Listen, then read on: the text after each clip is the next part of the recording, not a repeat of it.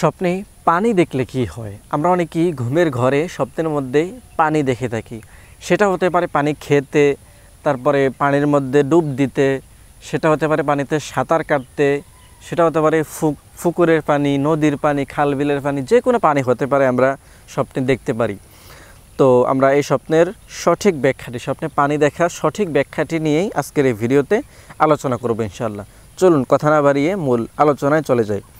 যদি কোনো ব্যক্তি স্বপ্নের মধ্যে অনেক পরিমাণের পানি দেখে, তাহলে এই স্বপ্নের ব্যাখ্যা হবে তার জীবনে সুখ শান্তি নেমে আসবে এবং তার জন্য খুশির সংবাদ আসবে।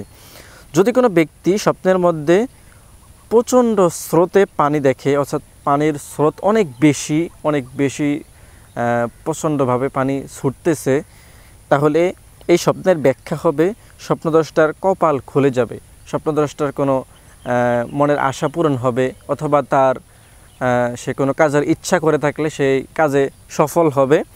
মোট কথা তার কপাল আল্লাহ তাআলা খুলে দিবেন। যদি কোনো ব্যক্তি স্বপ্নের মধ্যে শান্ত পানি দেখে, মানে পানির কোনো স্রোত নেই, পানি একদম শান্ত অবস্থায় আছে, তাহলে এই স্বপ্নের ব্যাখ্যা হবে তার জন্য অভাব চলে আসবে, তার পরিবারে, ফ্যামিলিতে, ব্যক্তিগত জীবনে অভাব চলে আসবে। যদি কোনো ব্যক্তি স্বপ্নের মধ্যে পরিষ্কার, স্বচ্ছ, সুন্দর পানি দেখে, তাহলে এই স্বপ্নের ব্যাখ্যা অনেক ভালো। স্বপ্নদ্রষ্টার হায়াত বৃদ্ধি পাবে, তার হায়াত বাড়বে, আল্লাহ তাআলা তার হায়াত বাড়িয়ে দিবেন।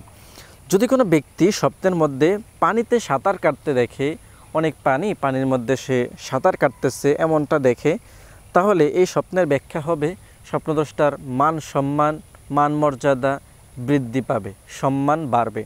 প্রিয় দর্শক, মোট কথা বলতে গেলে স্বপ্নে পানি দেখার, পানিতে সাঁতার কাটতে দেখার, তারপরে পানি পান করতে দেখার ব্যাখ্যা অনেক ভালো। তো আপনার স্বপ্নটি, আপনি আজকে যে স্বপ্নটি দেখেছেন সেই স্বপ্নটি কমেন্ট বক্সে সুন্দর করে লিখে দিবেন। আমরা চেষ্টা করব আপনার স্বপ্নের সঠিক অর্থটি, সঠিক ব্যাখ্যাটি আপনাকে জানিয়ে দেওয়ার জন্য। আজকের মতো এখানে শেষ করছি। আসসালামু আলাইকুম ওয়া রাহমাতুল্লাহি ওয়া বারাকাতুহু।